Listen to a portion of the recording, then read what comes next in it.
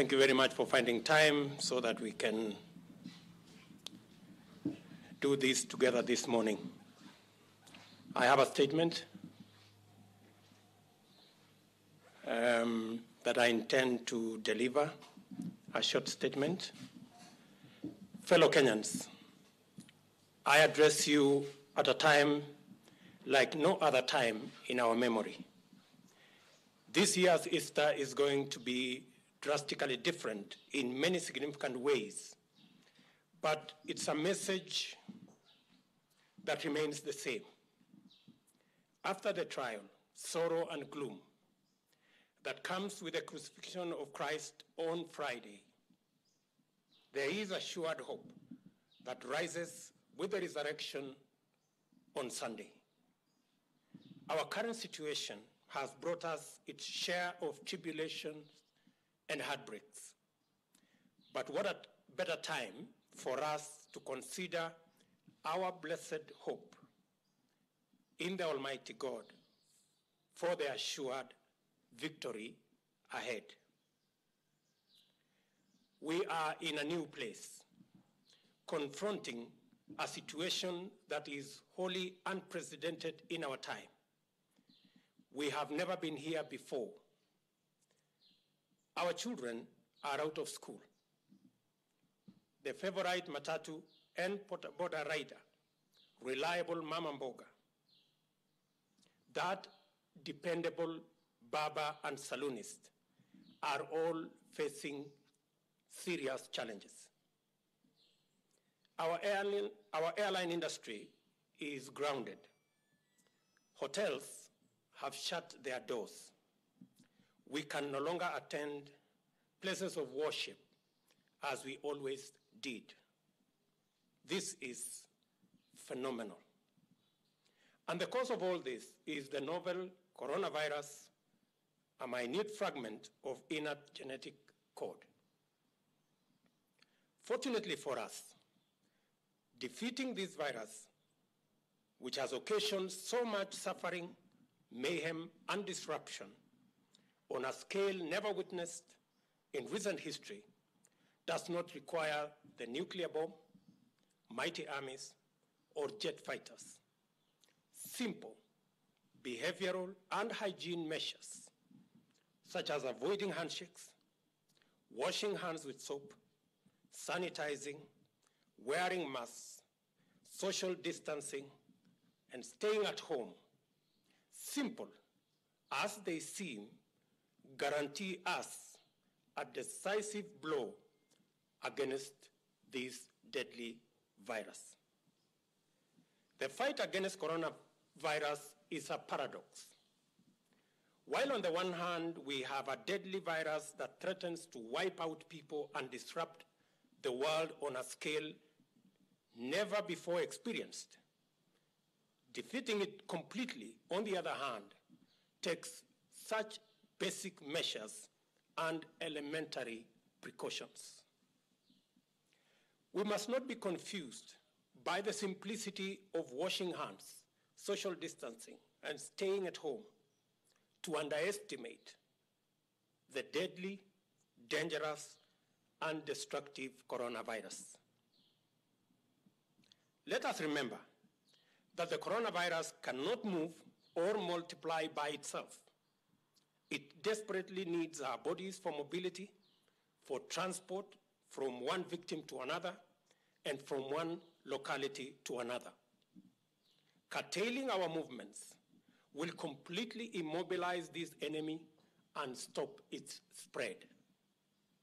This is why we urge those who can work from home to do so, while those who must work in factories, offices, business premises, and such other areas to meticulously exercise social distancing. Employers should adopt a shift system that enables staff to work at different times of the day or on different days to minimize congestion in workplaces. And unless it is absolutely necessary, and with compelling and extraordinary reasons, the rest of us must stay at home. This is also the case for the restriction of movements into and out of Nairobi, Kwale, Kilifi, and Mombasa, counties where the highest incidences of COVID-19 have been reported. These simple steps, avoiding handshakes and unnecessary contact with bodies and surfaces, regularly washing hands with soap, sanitizing, keeping a safe social distance, wearing masks, avoiding unnecessary movement, and staying at home are the most effective arsenal against the deadly coronavirus and will be part of how we live and relate for the foreseeable future. As government, we appreciate and commend the millions of Kenyans who have taken these directives seriously and are conscientiously complying with the protocols as issued and updated by our health ministry. Those not committed to these measures should know and understand that they are putting their lives, those of their families, friends, and millions of other Kenyans at death risk. This kind of reckless negligence, ladies and gentlemen, is unacceptable. To protect ourselves, every Kenyan should go the extra mile and perform the patriotic duty of ensuring that their families, their friends, workmates, and neighbors adhere to these protocols as issued by government from time to time. We must not negotiate our safety and survival. Let all of us be our brother's keeper. Many Kenyans are, however, asking, while government is telling us what to do, what is government doing about the COVID-19 pandemic? And allow me to say the following. President Uhuru Kenyatta has taken personal charge of this situation and mobilized government at both levels, together with development partners, the private sector, and friends of Kenya, to accomplish a number of objectives. Our first key task is to assemble and provide a body of accurate and verifiable information to the public, and to work with all partners, including the media, on its dissemination so as to empower citizens to take the right decisions and make the correct choices. Information on the nature, threat, and remedies of the novel coronavirus and COVID-19 at this point in time is the foremost duty of the government, given that citizen behavior and action is at the heart of defeating this pandemic. Success stories around the world indicate strongly that effective management of COVID-19 is attributable to availability of accurate information and efficient public uptake, use, and response.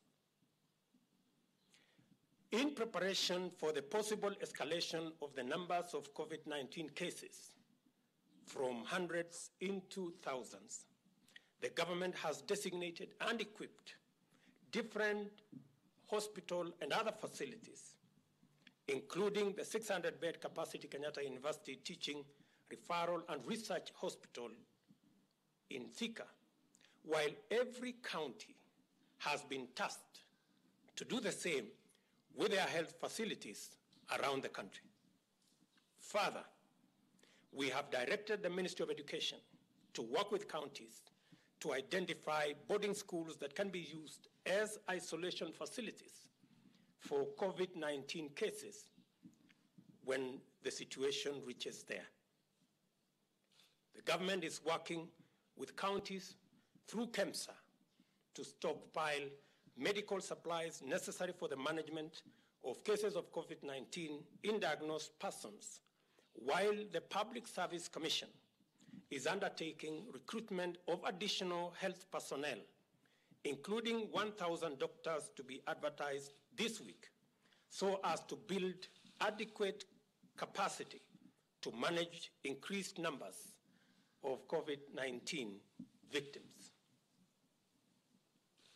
Number 4, the statistics released by the Ministry of Health on the number of persons infected so far has come mainly from testing of persons in quarantine and their known contacts. The testing process at the moment is slow and limited. We are working with the World Health Organization and Africa Center for Disease Control on the approval of rapid diagnostic kits produced by international and local institutions, including KEMRI, to scale up our testing. I did speak to the director of KEMRI yesterday, and they confirmed to me that in a couple of weeks, they will be ready with their kits for mass testing. Once approved, these diagnostic kits will enable the government to carry out mass testing of Kenyans, which is necessary to capture all those infected by the virus for isolation, containment, and management.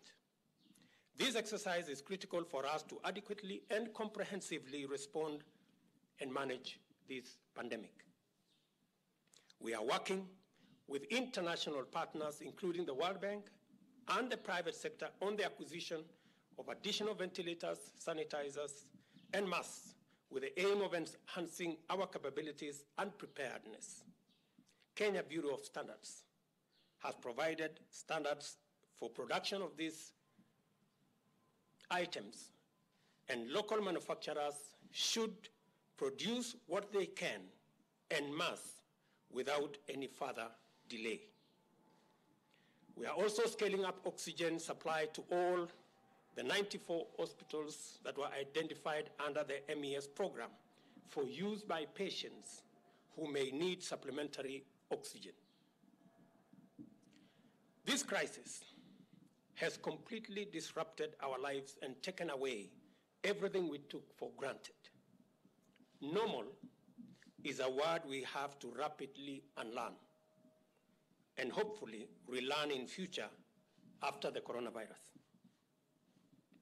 Yet, if we think that our lives have been disrupted, the world of healthcare workers has been turned upside down, inside out. More than anyone else, this crisis demands that frontline health workers give not just their best, but that they give their all continuously. They have to be away from their families so that we may be with ours. They have to come into close contact with the infected persons so that we may remain safe. While all of us are soldiers in this great army against COVID-19, our generals, crack units, elite fighters at the front line are our healthcare professionals.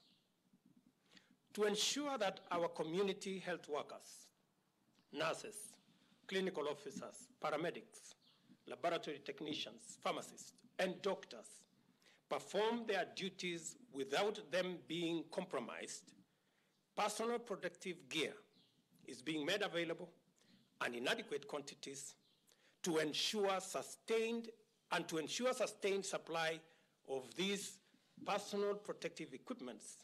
Local manufacturing capacity has been identified and contracted.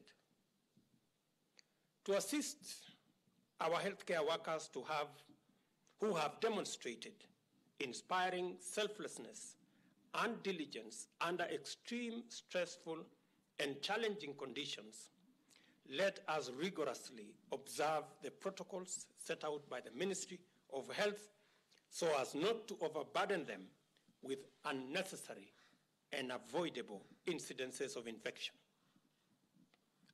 Let us also remember them and their families in our daily prayers and in every other way that we can.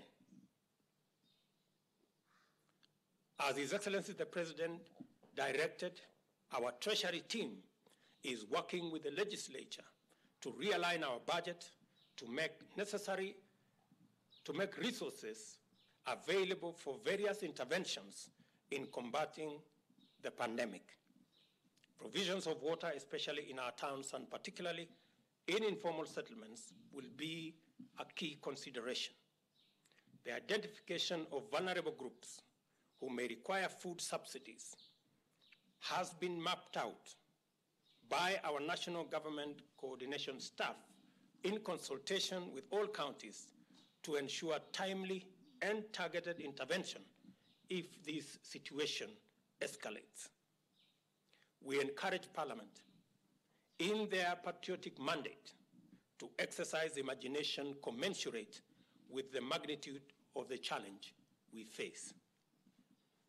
As government makes efforts to mitigate the suffering of the people through a raft of measures already announced, I wish to appeal to the private sector to be compassionate, understanding, and forbearing with our people, and particularly to employers to make necessary adjustments on non-core expenses to safeguard jobs and to endeavor not to lay off staff.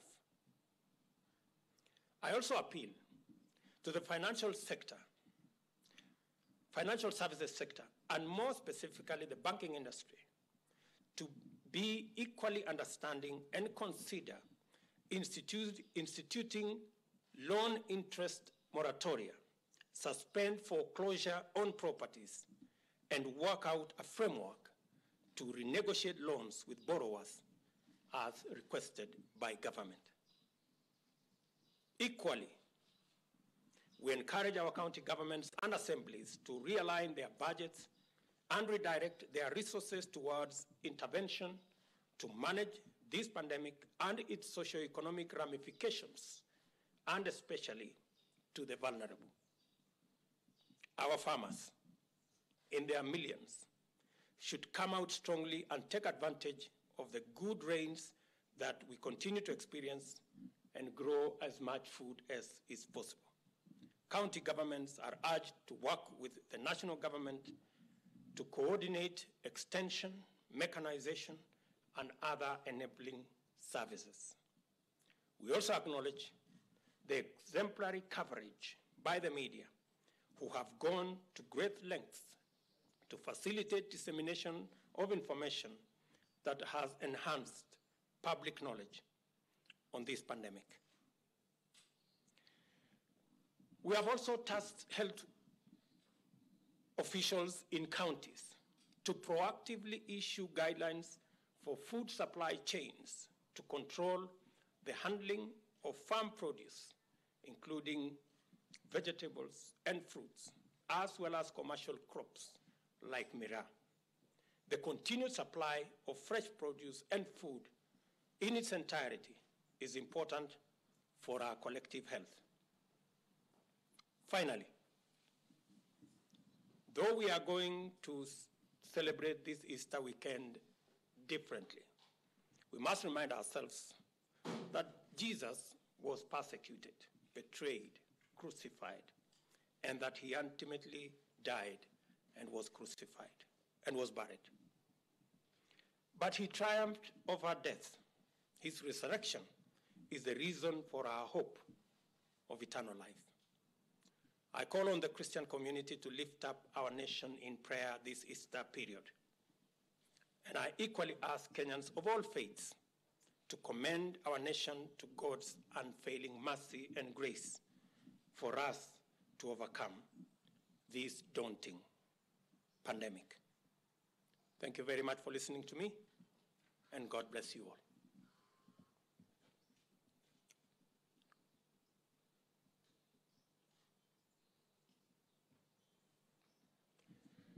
Good. I will take a few questions just for matters of clarification, and I hope we keep this as it should be. And I hope everybody is keeping safe social distance. I can see some people who are violating. Very good. Yes, my friend?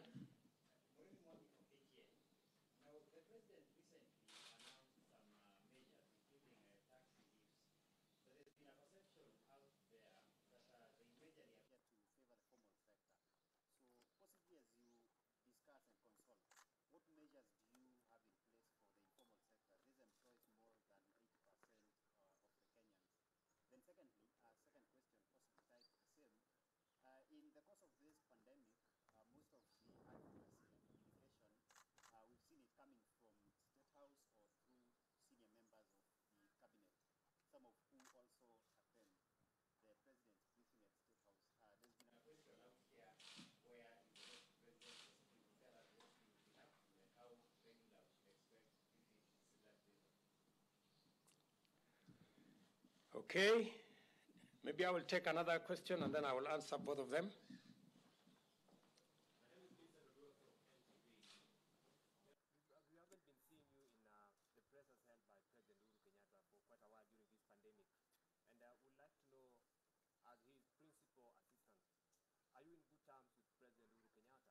And if it is so, how often do you talk, how often do you meet basically as his principal assistant during this time moving forward? Thank you, President. First, the raft of issues that we propose to Parliament cover the whole spectrum of where we can reach as government.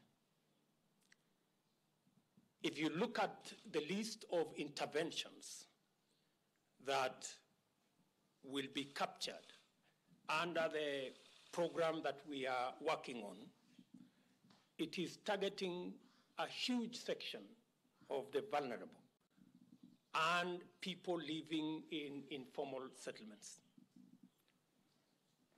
The people in the informal sector are a very huge constituency that will benefit from the interventions that we are going to roll out. And therefore, it is not entirely correct to say the interventions that we have